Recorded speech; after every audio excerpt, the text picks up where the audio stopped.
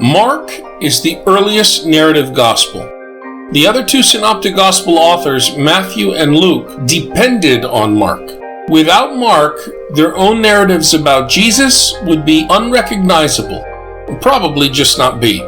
Scholars can be sure of this Markan priority due to patterns of agreements in the synoptic gospels, Mark, Matthew, and Luke, their shared basic sequence of stories, and the particular ways both Matthew and Luke changed the stuff they got from Mark to write their stories.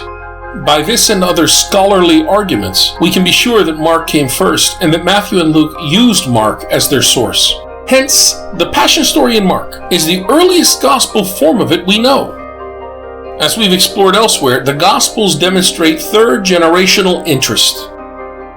In other words, the Gospels were written by third-generational people living after the time of Jesus.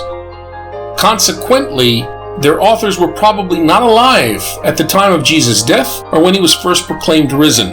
They never met the pre-paschal Jesus. This raises important questions. According to the Passion story in Mark, every follower Jesus handpicked abandoned him.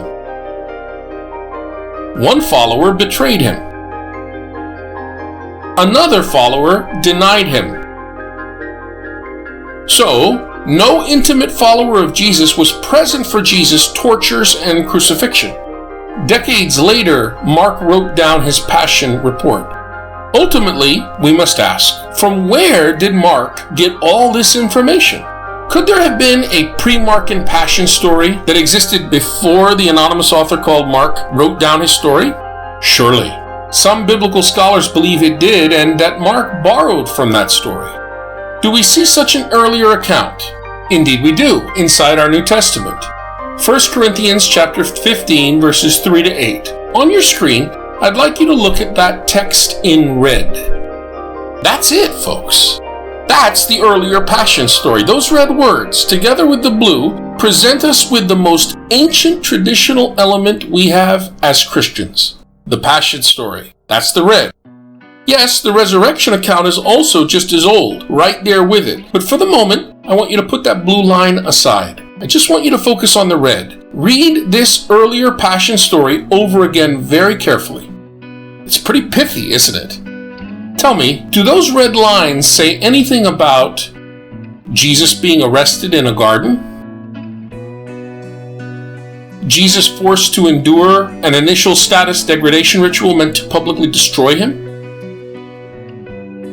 Peter's disloyalty?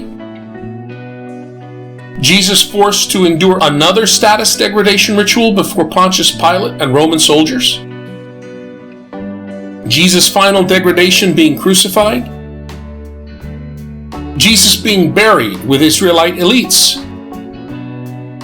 The historical Paul wrote the document we call 1 Corinthians.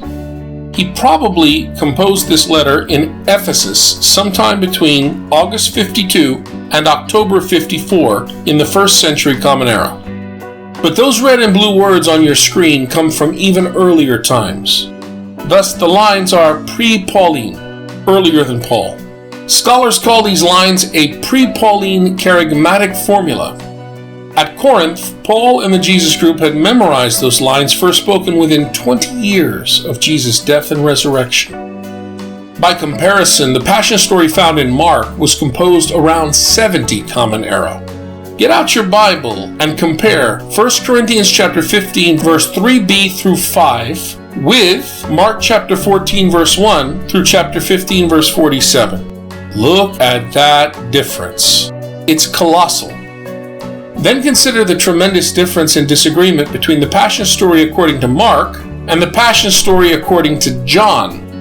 The agreement between the Markan Passion and the Johannine Passion is just a mere 15.5%. That's a whopping 84.5% disagreement.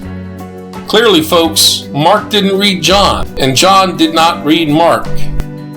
Unless you are a fundamentalist, you should be able to see that the story of Jesus' Passion grew more complex long before Mark wrote down his gospel. In fact, there were multiple versions of the evolving story floating around the Mediterranean world before Mark was composed.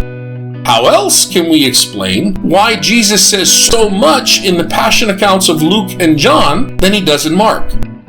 This is true of the Last Supper scenes also. Jesus barely says anything in Mark, or Matthew, who slavishly follows Mark, but Luke explodes with dialogue.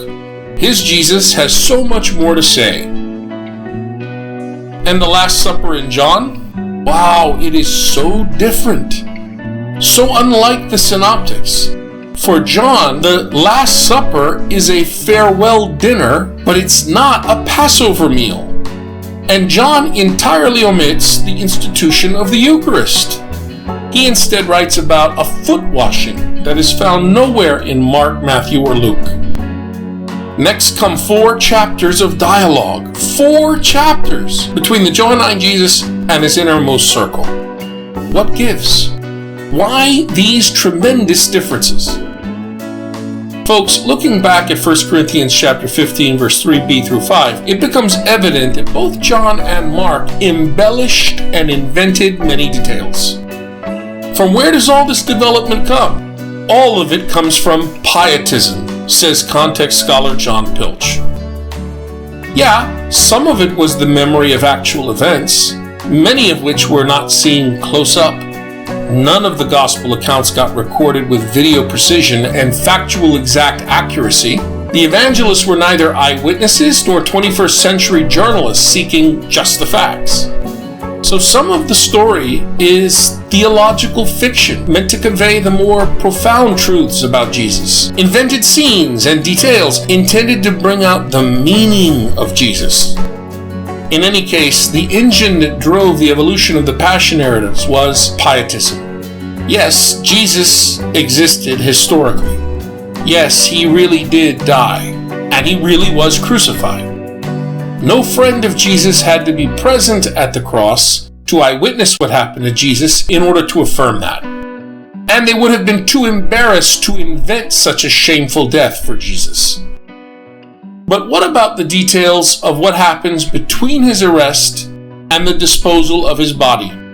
This uppity peasant nothing person from Nazareth was condemned by Pontius Pilate, sure, but did he really have a dialogue with the prefect?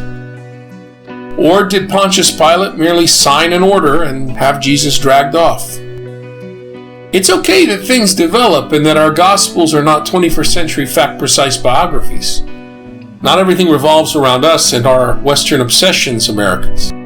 You know, Lent is a good time for metanoia. The world doesn't revolve around us.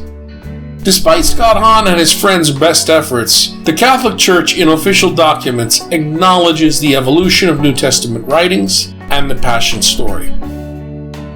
Everything for the story of Jesus begins with the resurrection. Easter is ground zero for everything else, not Good Friday. Without resurrection appearances, no one would have written anything down other than a footnote about Jesus or his shameful death. In those post-resurrection appearances, Israelites learned that Jesus was raised and exalted by the God of Israel. What else would be needed to empower first century Mediterranean believers, anyway? As Pilch explains, only afterward did interest and concern grow for the events that led up to Jesus' death.